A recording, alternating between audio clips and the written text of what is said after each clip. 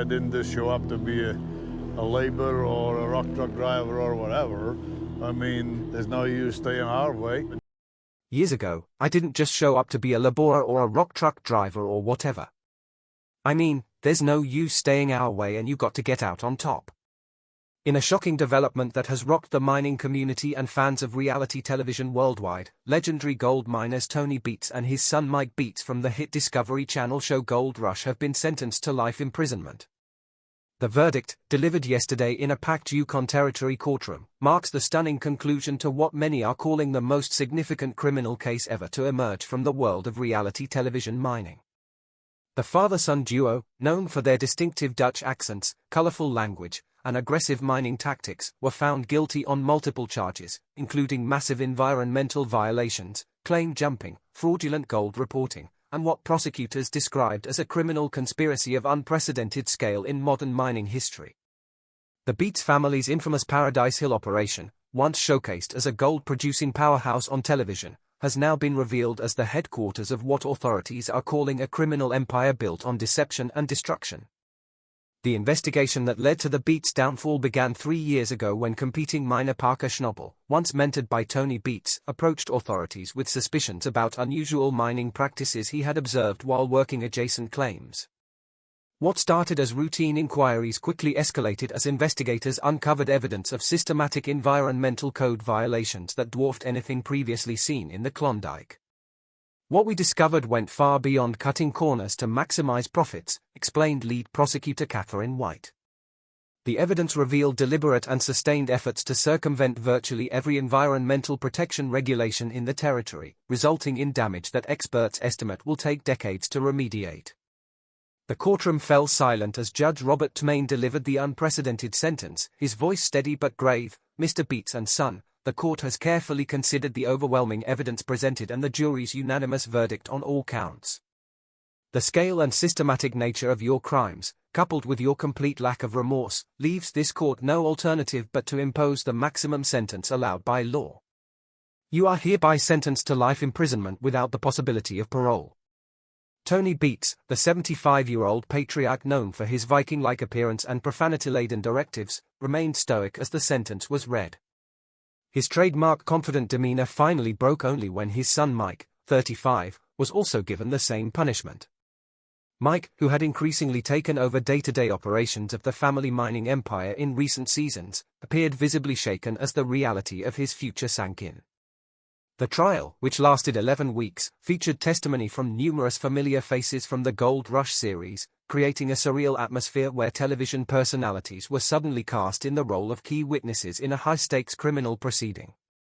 The most damning testimony came from former Beets crew members, who detailed how they were instructed to perform environmentally destructive practices when cameras weren't rolling.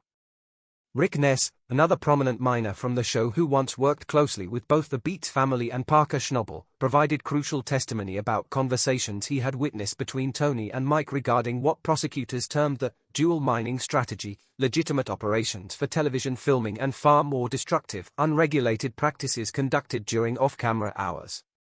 Tony always said there was television mining and real mining, Ness testified, visibly uncomfortable as he faced his former colleagues across the courtroom. He was explicit that certain practices should never be filmed and made sure we understood the consequences of speaking about them outside the crew. Perhaps the most explosive testimony came from Minnie Beets, Tony's wife of over 40 years and the family's longtime bookkeeper. In a move that stunned observers, Minnie agreed to testify against her husband and son in exchange for immunity, providing detailed financial records that showed systematic underreporting of gold production and elaborate schemes to sell unreported gold through black market channels. Minnie's decision to cooperate with prosecutors has reportedly divided the Beets family, with daughters Monica and Bianca Beets publicly supporting their mother while expressing shock and dismay at the evidence presented against their father and brother. Both women were present for the verdict but declined to speak with media afterward, leaving the courthouse through a private exit. Parker Schnobel, whose initial report sparked the investigation, testified for 3 full days about his observations while working claims adjacent to the Beets operation. The 30-year-old mining prodigy, who began on the show as a teenager learning the business from his grandfather, detailed numerous instances where he observed suspicious activities at night on Beets-controlled land. I respected Tony. He taught me a lot when I was starting out, Schneebel testified, maintaining steady eye contact with his former mentor. But over time, I saw things that couldn't be explained by legitimate mining practices. When water that should have been clear was running black with contaminants onto my claim at 3 a.m., and when test samples from that water showed levels of mercury and other chemicals that aren't used in legal operations, I had a responsibility to report it. The courtroom dynamics were further complicated by the presence of numerous Discovery Channel producers and crew members who were compelled to testify about what they had witnessed while filming the series. Several producers claimed they had no knowledge of illegal activities, while others admitted to suspicions they failed to report out of concern for the show's continued success. Executive producer Christo Doyle, who has appeared on the show's after-show segments, testified that the production team had strict protocols about environmental compliance during filming but acknowledged they had limited visibility into operations during the extensive off-camera periods. Gold Rush films approximately 15% of the actual mining season, Doyle explained under cross-examination. The case has raised serious questions about reality television productions during the remaining critics arguing that the financial incentives of successful shows can create environments where illegal activities are implicitly encouraged through lack of scrutiny. Discovery Channel has issued a statement expressing shock at the verdict and denying any knowledge of illegal operations. Fred Lewis, a military veteran who joined the show in later seasons, testified about a disturbing conversation he had with Tony Beets during a rare social gathering of the show's cast. Tony was several drinks in and started bragging about how the stupid environmental regulations didn't apply to him because he knew how to work around them. I thought he was just talking tough, which was his persona on the show. I never imagined the scale of what was actually happening. The prosecution presented extensive environmental evidence, including before and after satellite imagery of areas mined by the Beets operation, showing massive unauthorized diversions of waterways and destruction of protected wetlands. Environmental scientists testified that some areas had mercury and other heavy metal contamination at levels more than 200 times legal limits. Todd Hoffman, who appeared in earlier seasons of the show before leaving to pursue other ventures, was called as a character witness by the defense, a strategy that backfired spectacularly when prosecutors used the opportunity to question Hoffman about previous conflicts with Tony Beets. Yes, Tony and I had our differences, Hoffman acknowledged. He called my operation amateur and inefficient. Looking back, I wonder if that was because I was trying to do things by the book, while he apparently wasn't constrained by regulations. The case took an even more sensational turn when evidence emerged that the Beets operation had allegedly encroached on claims belonging to other miners featured on the show, secretly mining gold from land they didn't own. Dave Turan, who now stars in his own spin-off show Gold Rush, Dave Turan's Lost Mine, testified about discovering unusual excavation patterns along the boundaries of a claim he worked several years ago. At the time I couldn't prove anything, but the math wasn't adding up. Turan stated, areas that should have had recoverable gold based on our testing were coming up empty, as if someone had already been there. Now I understand what was happening. The defense team, led by high-profile attorney Jonathan Blackwood, attempted to portray the case as selective prosecution driven by jealousy of the Beets family's success and Tony's outsized television persona. This strategy gained little traction as prosecutors methodically presented environmental test results, financial records, and testimony from former employees who participated in the illegal operations. My client is a colorful character who plays a role for television, Blackwood argued during closing statements. The prosecution has confused Tony Beets, the television personality, with Tony Beets, the businessman. This case represents an unprecedented overreach by authorities who have been influenced by the dramatic portrayal of mining on television rather than the realities of the industry.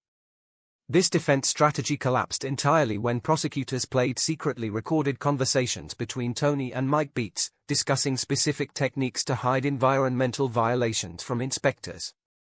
In one particularly damning recording, Tony could be heard instructing his son on the timing of illegal mercury use to coincide with periods when inspectors were known to be in other regions. Following the verdict, several jurors agreed to speak anonymously about their deliberations. The evidence was simply overwhelming, said one female juror in her 40s. We tried to approach the case with an open mind to separate the television persona from the actual business practices, but what we saw and heard demonstrated a clear and consistent pattern of intentional criminal activity. Another juror, a man with a background in the mining industry, added, "As someone who understands mining operations, I was shocked by the calculated nature of the violations. This wasn't about making mistakes or misunderstanding regulations. The Beets operation designed their entire business model around circumventing environmental protections to maximize profits.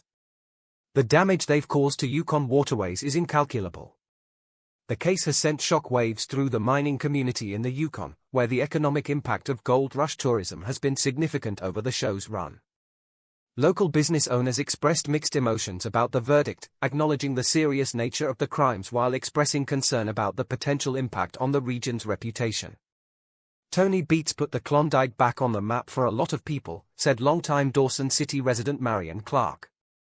"The show brought tourists and interest to our region, but we can't condone the damage that's been done to our land. Mining has always been our livelihood, but responsible mining that respects the environment has to be the standard." As Tony and Mike Beets begin their lives behind bars, questions remain about the future of the family's extensive mining claims and equipment.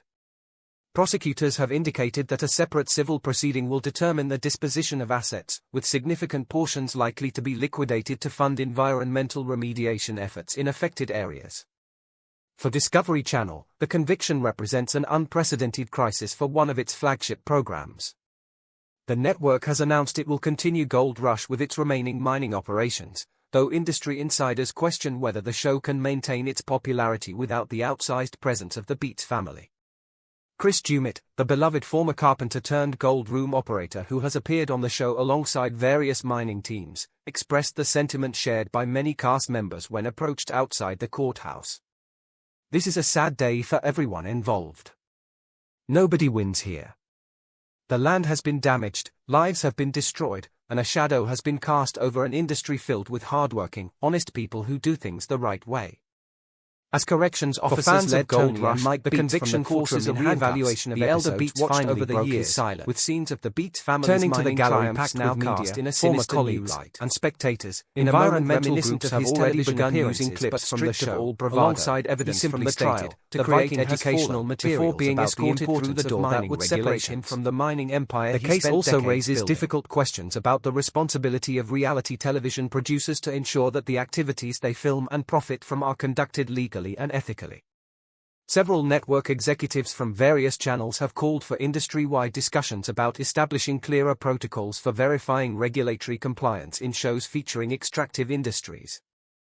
Kevin Beets and Monica Beets, Tony's other children who frequently appeared on the show working in the family operation, were not charged in the case after evidence indicated they were not involved in the decision-making regarding illegal practices.